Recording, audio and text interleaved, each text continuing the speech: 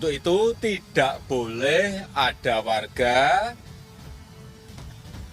dari masyarakat yang semena-mena melanggar hukum yang merugikan masyarakat, apalagi membahayakan bangsa dan negara.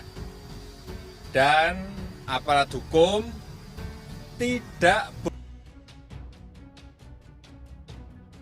Novel PA212 panas. PKI, FPI, dan Habib Rizik ikut dibawa-bawa.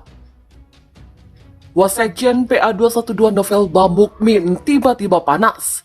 Dia menuding ada keterkaitan peristiwa PKI dengan FPI pada akhir 2020 lalu. Nama Habib Rizik juga ikut disebut.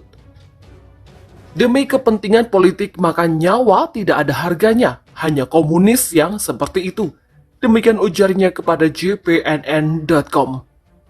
Untuk diketahui, 6 laskar FPI meninggal dunia ditembak anggota Polda Metro Jaya yang saat itu tengah melakukan pengintaian terhadap Rizik Syihab. Penyidik Barreskrim kemudian menetapkan 3 anggota polisi sebagai tersangka, yakni FR dan MYO. Sementara salah seorang di antaranya berinisial EPZ meninggal dunia sebelum ditetapkan menjadi tersangka. Penyidik kemudian menjerat FR dan MYO dengan pasal 338 KUHP Jo, pasal 56 KUHP. Sementara Rizik Syihab saat ini menghadapi sejumlah tuntutan terkait pelanggaran protokol kesehatan.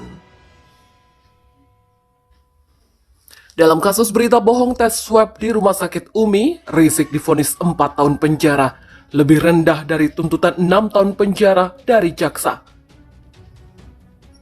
Sedangkan dalam kasus kerumunan Petamburan, Rizik divonis 8 bulan penjara. Sementara dalam kasus kerumunan Megamendung, mantan imam besar FPI itu divonis denda 20 juta rupiah, subsidiar 5 bulan kurungan. Dari sejumlah peristiwa tadi, Novel pun mengeluarkan analisisnya. Pertama, pembantaian yang dilakukan PKI saat itu dinilai sama dengan pembunuhan terhadap 6 laskar FPI di Tol Jakarta Cikampek KM 50. Tahun 1965, 6 jenderal dibantai dan sekarang 6 laskar dibantai. Kemudian tindakan pemerintah yang saat itu membubarkan sejumlah organisasi masyarakat. Yang dimaksud anak buah Habib Rizik ini adalah pembubaran Himpunan Mahasiswa Islam atau HMI dan Masyumi. Peristiwa itu juga terjadi pada tahun 1965. Sama dengan 2021, FPI dibubarkan oleh pemerintah. Masih di tahun yang sama, Buya Hamka ditahan dan seluruh asetnya disita. Sekarang Habib Rizik Syihab ditahan dan aset FPI disita hingga rekening dibekukan. Menguji dasar vonis bersalah Rizik Syihab, proses hukum Habib Rizik Syihab masih terus berjalan dan suhunya kian panas.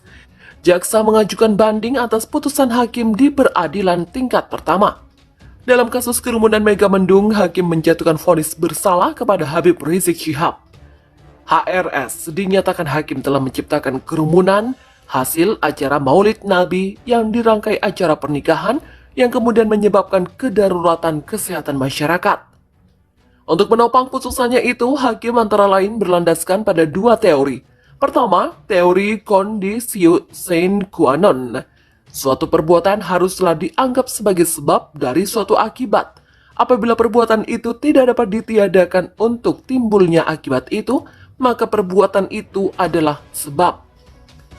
Semua syarat yang turut menyebabkan suatu akibat dan tidak dapat ditiadakan dalam rangkaian faktor-faktor yang bersangkutan harus dianggap sebab atau kausa dari akibat itu. Kedua, teori adekuate, yakni antara rangkaian peristiwa yang mendahului akibat tersebut adalah yang dekat atau sepadan dengan timbulnya yang dilarang. Demikian redaksional utuh kedua teori tersebut yang dikutip dari halaman 358 putusan nomor 221/Pitsus 2021 PN Jakarta Timur. Penggunaan dua teori hukum seperti yang dicuplik oleh hakim menarik untuk disorot. Keduanya tampaknya tidak menyediakan dasar pembuatan simpulan yang absolut ketika diterapkan dalam perkara HRS. Ada dua argumentasi untuk menyatakan hal tersebut, yakni metode ilmiah dan studi tentang kerumunan. Pertama, dari sisi metode ilmiah, dalam kejahatan pelaku adalah pihak yang menjadikan pihak lain sebagai korbannya. Harus bisa dipastikan bahwa individu tertentu telah melakukan perbuatan tertentu dan perbuatan itu mengena ke individu tertentu lainnya. Tidak bisa hanya berdasarkan asumsi. Sementara dalam situasi pandemi, siapakah sesungguhnya individu yang telah menyebarkan virus dan siapa pula individu yang terjangkiti virus tersebut tidak dibuktikan dalam persidangan HRS. Dalam kerumunan di Petamburan dan Megamendung misalnya, siapakah hadirin yang di tubuhnya telah terdapat virus corona dan menyebarkannya ke orang-orang yang juga berada di situ? Juga siapakah hadirin yang semula bersih dari virus corona namun kemudian tertular virus yang bermigrasi di tengah-tengah kerumunan tersebut?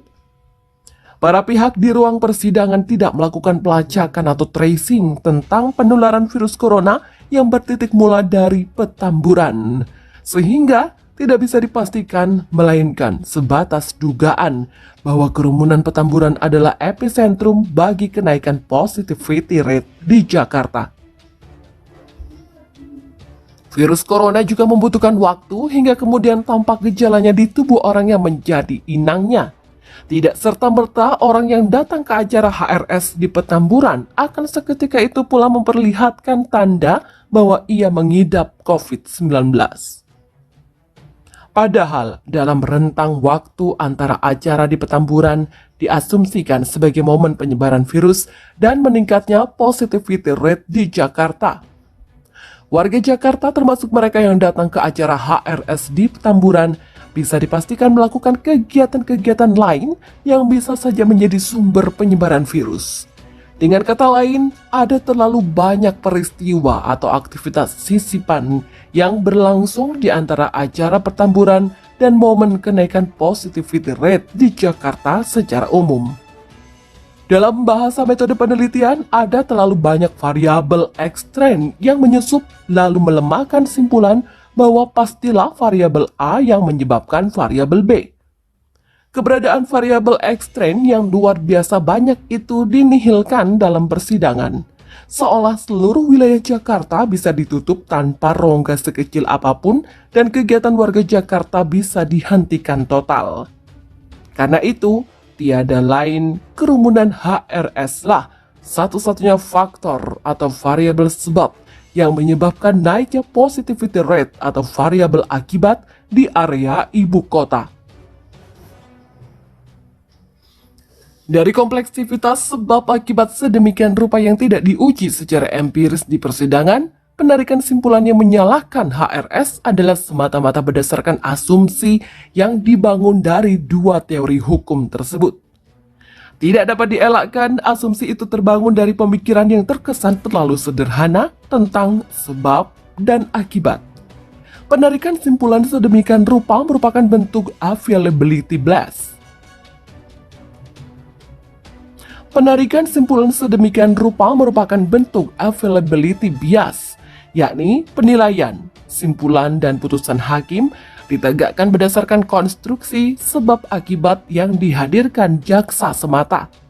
Hakim tidak terdorong untuk mengeksplorasi variabel-variabel lain yang boleh jadi punya bobot lebih menentukan terhadap kenaikan positivity rate di Jakarta. Atas dasar itu, pertalian antara kerumunan Petamburan dan kenaikan positivity rate di Jakarta sesungguhnya sebatas bersifat korelasional belaka. Artinya, anggaplah ada hubungan antara acara HRS dan memburuknya situasi pandemi di Jakarta. Namun hubungan itu semata-mata berupa rangkaian dua peristiwa yang waktunya berlangsung secara kronologis. Acara HRS mendahului kedaruratan kesehatan masyarakat di DKI Jakarta. Bukan hubungan kausal, yaitu acara HRS mengakibatkan situasi darurat di Jakarta. Mirip dengan hujan yang turun deras sesaat setelah asisten rumah tangga menjemur pakaian. Kendati keduanya berlangsung secara berurutan dalam jarang waktu yang sangat berdekatan, Sama sekali tidak dapat dikatakan turunnya hujan disebabkan aktivitas menjemur pakaian. Keduanya memiliki hubungan korelasional tetapi bukan kausal atau sebab akibat.